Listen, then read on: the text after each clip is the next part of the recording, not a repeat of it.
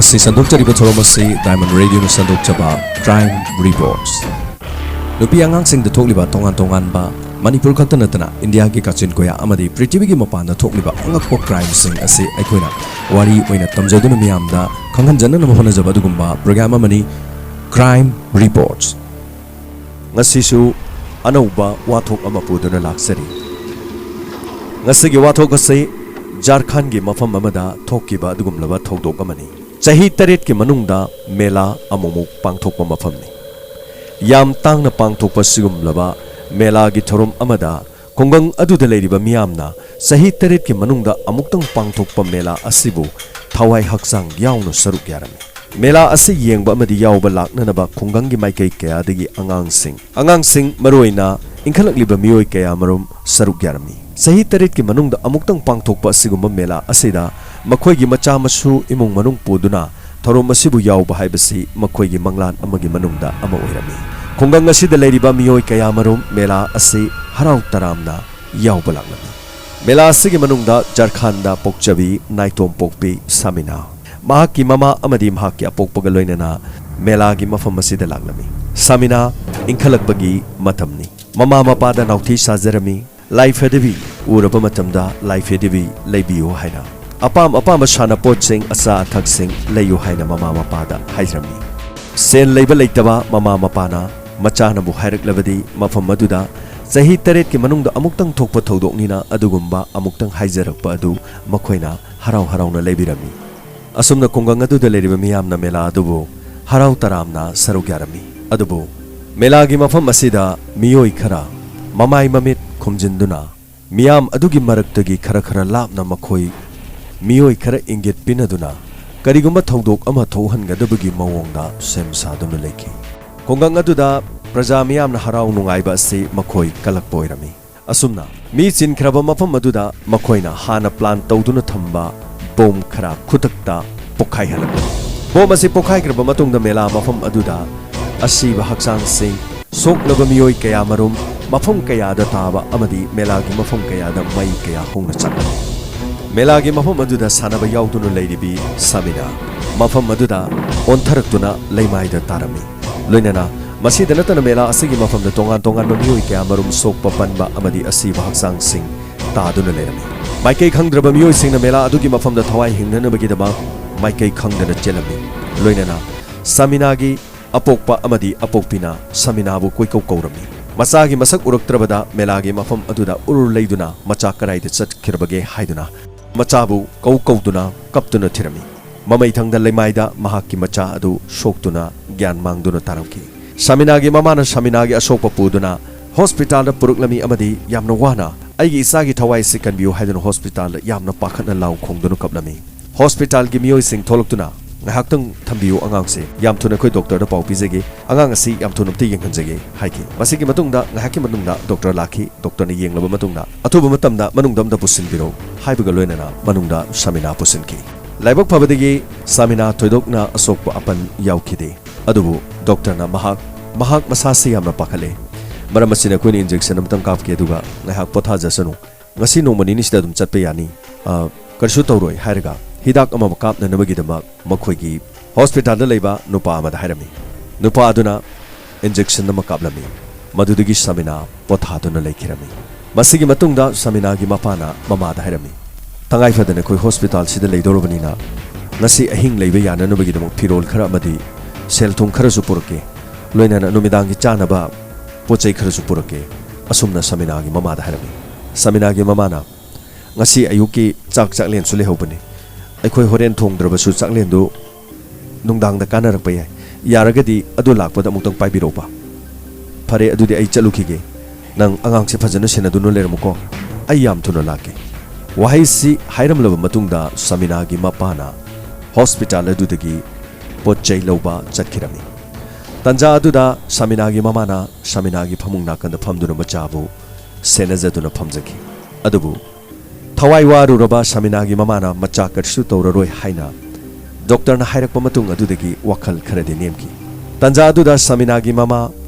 washroom da amuktang changluge haipa wakhal ama khalaki masigi matungda Saminagi mamana washroom da changkhirami hospital gi amot akai sengdokpa haibadi hospital gi ka manung da leiriba anaba singna sijenabagi phirol amadi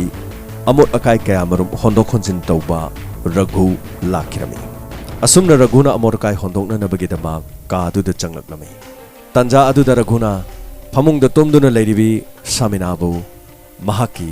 amot akai hondokna naba pular adu da saminabu phi amanba yombagi mawongda yomsinduna plastic ki achouba bora amada haplami tanja asida saminagi laibak thibna ka adu da sumna tangi patient amakak lerami patient adusu angang nupa macha amakak oirami tanja adu kanagumba amata leitaba achengba tanja oikibana saminabu mafam adudagi raghuna yamna laina amot akai fi marakta hapchinduna puraga hospital asidagi thoki hospital asidagi thokro matungda mahaki gari da haptuna khonglei thuna nama pukirami saminagi mamana washroom digi tholokpa matamda machanupi gi kada changlami machanupi gi kada changlakpa matamdadi phamung da lehoba machanupi adu leiramkide mahana kauki mahaki machanupi saminabu koikau kauduna thiki saminabu ahanbada hidak kapkiba hospital gi miyoi adusu kadi toba yawrubagi haina hanki matamaduda saminagi mamana igi chanupi mafam asida bed tumduna lehobudu nahak hidak kaplamadu aina washroom changuruga halakpada ichanupi se mafam asida leramdre hospital gi hidak kapkiba miyoi sinaki mahak gyan tarakpadagi soidana mahana gyan tana hugolakpaduda ima leramdabagi imabu mahakna thiba thokkibo ramasu ye nahaktan yengse haraga hospital gi mathak makha akoibada kauduna thiki asumna thijalakpada pung ani ahum matam haukre saminadi phangba leitre tanja aduda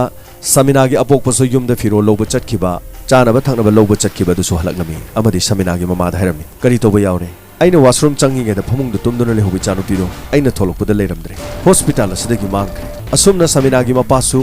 yamna ngakna machanupibu kauduna thiki adubu numidang waram phawbada hospital gi akoibada thoklomgadra haina chingnaduna makoina koichat chatuna thigibada fanglaktrabada police cha complaint tauki ngasi melagi mafam amada bom pokhaibade khoi yawjakibani bom pokhaibadu chanupi khajitang soktuna hospital da purubani hospital da puruba matungda mahakpu doctor na karisu tawroroi haiduna hidak amaka bhalaba matungda ngak phamungda potharingeda chanupi se hospital da leramde saminagi mama amadi mapana haikirame police na FIR chanki amadi mafam adugi police DSP Binod Tiwari yauna mifam ama pangthoki mifam adugi matungina Binod Tiwari DSP asina mathawna leirabi inspector Mira hariba nupi police asida tholiba tawdok asiga mari leinana mangonda case asi sinaki Binod Tiwari na haiki Mira handak ki matang asi aikoina angang phabagi khutpu amagi achouba racket ama thugaiba ngamnanabagi damak nangonda case asi aina paheningi kariguma thawdok wathok thongning thoksanu angang si ai hingna pami haina Binod Tiwari na inspector Mira da haikirami inspector Mira mathong masak khangba inong thabak asida changlakpa nupi amakhak oirami thongna pharabi nupi asina harauna yaki thabak asigi damak aihakpu sarna aihakpu khanbirakpa asigi damak thagachari soidanamaki case asi aina mai pahanjagani haina haiki Binod Tiwari na nangi darkar leiba punamak aingonda hairo handakti case asi ekoina mai paktaba yadabani Mira na soidanamaki mai pahanjagani asumna hairamaga yamna thunamak Mira khonglei thuna chatkirami saminagi apokpi amadi apokpo unarami nakoigi nasanapisi bom pokhaiga matungda karamba hospital do nakoina purongmirase nakoina hospital da puruklum matungda hospital gi manungdo kana lerami mama ampana haiki matamadu da kanasu aikoi khangbu ngamkide ichanopi sokpuna maram oraga hospital mi chin kibane aikoi khangbu ngamte mirana haiki aina haibadi akoibada hospital aduda aikoi gi gunda gumba mawali gumba karigumba nakoina chingnaba thokdoka lekibra hospital manung asigi akoibada saminagi mamana haiki hospital gi ka aduda sumnatangi angang nupa macha amaga aikhoiga leki atoppa phamung singda patient anab amata lekide maramaduna doctor na ngasi nomanini da adumak discharge tawba yani hairakpa aduda mahaki mapana phiro loba chalingai aina washroom changuga tholokpadi chana pisi leramdabani mirana yamna ngakpa thokdok amani adubu nakhoi khajikdang puning phathabiu thawna leina lebiu case ase khoina soidana mai pakani nakhoi na chanupi samina aina nakhoi da soidana sinagani asumna hairamlaga mama mapa ani adu puraga hospital tamna chalami hospital gi mafam sing police yauna akoibada koithi thiki mathak makha amadi hospital gi leiriba ka khodimak amata khaktana thiki masigi matungda inspector Mirana samina gi mama da harami nakan amadana raghuna pukhiba samina gari amada puduna atopa mafam amada chalami mahaki pandungpam yorobada miyoi khara ngaiduna leramki मियोई Singh अदुदा हाइकी माल यौरक्लबरा रघुन हाइकी अखोइना तौब थबक्ति करिसु सोइब लेरोय गाड़ी मनिंग हांगतो नंगी अपाम माल दो लौब यागनी गाइदुन लेरमलिबा नुपा अदुगी ममिंग धीरास रघुन हाइकी गाड़ी मनिंग हांगतो नंगना पामलिबा माल दो याउ याउदी मतम अदुदा धीरासना माका लेमिनबा मी अनिगा लोइना गाड़ी मनिंग अदु हांगतोकी गाड़ी मनुंग अदुदा अचौबा बोरा मयोम अहुम यारोंकी मयोम सिंह अदु थांगधननबा धीरासना महाक्की मियो अनि दु हाइकी लोइना मियो अनि अदुना बोरा अचौबा अहुम अदु थांगदरमी अमदी बोरा अदुगी थौरी मचिन सिंह थोक्तुना येंगहलमी बोरा अदुगी मनुंगदा इंखलकलिबी सही 13-13 लोंगी लेंगा ओइगदबा नुपी मचा अहुम तोंगान तोंगाना बोराना योमलगे यारोंकी मसिगी मनुंगदा समिना हॉस्पिटल दगी रघुना पुरपसु यारोमी मखोय असि असुमना इंखलकलिबी नुपी मचा सिंहबु फादुना मफम कयादगी पुरकलगा असिगुमलबा अंगांग फाबगी रिकेट सिदा अचौबा खुटपु अमा ओइरमी धीरासना नोक्तुना हेरमी रघु हौजिक्ति नंगनो वाजरकपगी से सेनसि लौरो असुमना पिरमी लोइनाना रघु सेनफम सिंह अदु लौरगा गाड़ी द काखलमी लोइनाना धीरासना हाइकी अखोइना फोन अमुक तोरकप मतमदा नंग नसाना खंगना नसागी थबक पांगथोकदबनी मतम अदु रघुन हाइगी हाइदा हाइबिरो अखोइ लेंगदना दुम लेजरे असुमना हाइरमगा गाड़ी थौरुगा चटकी धीरासना नुपी मसा सिंह अदु बोरा मचिंदु अमुक पुनसिंदुना महाकी गाड़ी दा अमुक हापलमी लोइनाना अतोप्पा मफम अमदा अमुक धीरासना पुदुना चलमी असुमना खुद यामना चाउख्रबा खुदपु अमना मथंगदा अमुक अंगांग सिंहदु अमुक पुरमी मफम अदुदगी खरा लापना चटखिबा मफम अमदनी अरोनबा मफम अदुदा धीरासना अमुक अंगांग सिंहदु अमुक पुरमी मफम अदुदा करीम वासिम अमदी आजाद मखोइगी कांगलुक की ओइबा गेंग खुदपु अमना अमुक मफम अदुदा गाइदुना लेरमी धीरासना गाड़ीदगी अमुक कुमथकी करीम वासिम अमदी आजाद मखोइगी कांगबु अदुना गाड़ीदगी अंगांग बोरा सिंह अदु अमुक लौथदुना मखोइगी मखुता अमुक थमकी मतम अदुदा अंगांग सिंह अदु मखोइ अमत ज्ञान ताद्री मसिगी मतुंगदा धीरासता असौबु सेनफम करीम वासिम अमदी आजाद की कांगबुना पिरमी असुमना अंगांग सिंह अदुबु मखोइना का अमदा पुन्ना थमकी का अदुदा समिना अमदी महाका पुन्ना पुरकपा अंगांग सिंह अदु वाखल तारकलमी अंगांग फाबगी अचौबा खुटपु असिना मखोइ खक्ता नतना का अदुदा तोंगान तोंगान नुपी मसा सिंह फारगा थमलंबगी का अदुदगी मोंग मतौ उखिरमी मखोइना वाखल तारकपा मतमदा मफम अदुदा लेरंबा वासिमदा हंकी अखोइ कदाइदनो लेरिबासि मतम अदुदा करीमना हाइकी नखोइ इरुलुथो नखोइना चानबा थमलिबा पोलम सिंह से लोइना चारो यामना सांगबा लंबी अमगी खोंगचत चटकदबा लay हौजिक वहंग यामना हंगनो वहंग यामना हंगलबदी कोना वहंग सिंह अदु हंगनिंगाइ लेरोय मरम असिना वहंग यामना हंगनो अखोइना हारिबसि तौ नखोइ इरुजथो नखोइगी दमक थमलिबा असाथक Singh चाथो ngasi ahing yamna sangba lambi amadu chatkadaba lay asumna hairamlaga thong lonjinki masigi matungda ka ahum aduda inong noba nupi macha ahum amasu pusilaki makoi ayamana sahi 15 dagina 13 phawgi manungda lewa ngangak angang sing asigi manungda angang nupi macha ama mafam asigi nathok tuna chena bohonalam khonglai thuna angang adubu tanaraklami amadi khutakta angang nupi macha adubu phaki pharaba matungda angang sing adugi mamangda angang nupi macha adugi mangakta thangna lenda bhat asumna tanja aduda karimna haiki nakhoi gi namita hojik uriba thodoksin nakhoi khangedana nakhoi kana ko mamata na thoktu chenbe yaroi kari guma na thoktu na chenba taragadi nakhoi gi namana be sina tariba da sase nakhoi loina tagani matam aduda angang sing kibana niklami amadi ka manung da pusalami aduga hairami nakhoi irulu jatho thamliba cha thak sing je loina charo loina na yamna sangba lambi amada chatkadaba lay asumna hairami yamna tamthiraba miyoi sing asigi makhuta angang sing asi awafam da taduna laikre makhoi iruja thokre masigi matungda makhoi atoppa mafam amada punananbagi damak sem saduna laikre amaromda saminagi mama amadi mapana police station da laktuna wakalami aikhoi gi cha kari numita phangadagi aikhoi gi cha nupi du aikhoi gi di thawaini mahak yaudrbadi aikhoi karamna hingani aikhoi bu nungsibiu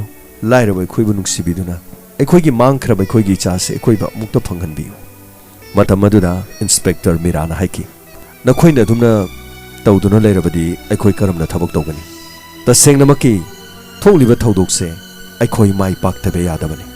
khajiktang pungning sauk thokpiu nakhoi gi nacha nupi aikhoi na soidana pigani hadaki tholiba thodok se khajiktang chawba khutpu amana tawkiba maramna thabak asigi khungul libade khara waga dori adubu haujik nakhoiga loinana hospital da amuk tang chasli numit aduda nakhoigi nachanapida hidak kafki haiba mi adu kanano nakhoina amuk tang hospital da taw aikhoiga loina chaminase haiduna haiki masigi matungna inspector Mirana hospital adu da chalami hospital adu yoruba matungda bom pokhaibagi thogdog sokrabi samina gi haksang da injection kapkiba hospital adugi staff adu thirami staff adu da hangkirami inspector Mirana numit adu da nahak hospital sida kari kari thabak tawi hospital adugi miyoiduna aidi anaba singbu seba to bukaktani aigonda hangbiri bo hangsi karino aikhoi karigumba fattaba thaba amata da yawba leite haiki nang aseng mana chin seng na hayu natrabadi na chin seng na haihen mangam bagi thongna aikhoi de lei madugi pambai du season ora haiki matamadu da hospital asida chumna idhira kapsa bukaktani aigonda karigi adumna iral siribano haiki loinana inspector Mirana police sing da haiki nupa se phau haujimak mahak police station da puduna interrogation tawudabani asumna mahapu athengba ahing phawba interrogation chathaki inspector Mirana hospital gi akoibada leiriba phibam sing loina yengselaba matungda hospital gi akoibada leiriba mafam adudagi nupi masa asi thokide haiba asi chapchana khanglaba matungda nupi masa asi hospital manungdagi mangbo oigani haiba si hospital gi mioi khargi khutpu yaudana mangoi haiba wakhal amaga loinana ahan mamakta da numit asidi hidaka ki bano pasabu interrogation kana chathaki mahakna yamna phuki mamai thangda ma ki nongmai satoktuna hospital hidaka ki bano pasgi marai bag thamduna haiki nang asengbo haidoke haibra natraga asengbo khangdana nangbu so dumak tumina lotion ko haibra police aikhoi gisu asengbo khangna nabagi damak pambai kya marum lai haiba sinang khangba natra matamadu da marai bakta nongmai na namduno haiki hidaka ki bano pasibu police na interrogation tawduna yamna thina phuki mamai thangda nupa si khangma ngamdadun haidoki madam ai loina haidok charage haina hairaki masigi matungda angang adu da kap ki hidak adu chloroform ni angang adu bu wantha halaga hospital adu dagi phata haudi sengdokpa ragu hariba mi asida angang ase sinakibani haraki asumna inspector Mirana angak pa phaugi miyam ge seba torugo hospital da leiraga hospital asida purokpa anaba bu chloroform kaktuni yontokpa nang masigi thodok sida kyarak sure mamang da kyarak sure nang tawkiba phuki amukhana matamadu haidorki handak kisiga ai suknatangi ahum marirak khakta ngairi ahum marirak haibadi amung phuki mana aseng haidorki hospital asida sumna chloroform kap laga wantha laba matungda hospital asigi mahakna miyoi ahum gumba manghanduna ragu hariba mi asida khusinna kiba tangkak ahum lak sure haibu wafam hairki masigi matungda ragu kanano haibu wafam hanglaki ragu hospital asigi phata haudi puraga atopa mafamda langthokpa chatpa mi amani haiba khanglaki mahakki masindagi Ragugi case lauki Ragugi case lorba matungda Ragugi mobile number khangbra haina hangki matamaduda Ragugi mobile number lauki Ragugi case yeklaba matungda police station singda saikthoktu khudak aduda Ragu thibauki Ragu thirba matungda Ragugi mobile number da Ragu kadai da leibage haibasu trace tobauki mamai thangda Ragu inspector Miragi khutta taki Ragu pharaba matungda interrogation sathabauki interrogation sathaduna Ragu bu kanna hangba matamda Raguna aseng badu hairki hospital asidagi nupi masa asi lupa chawga piramaga purokpani amadi mahang namuk diras kauba mioi amadagi lupa lising ani ga chawga da mahang namuk lupa lising ani chawga da amuk mahang namuk yonthokpani haiki loinana diras hariba mi asi kanano haina mu hangki amadi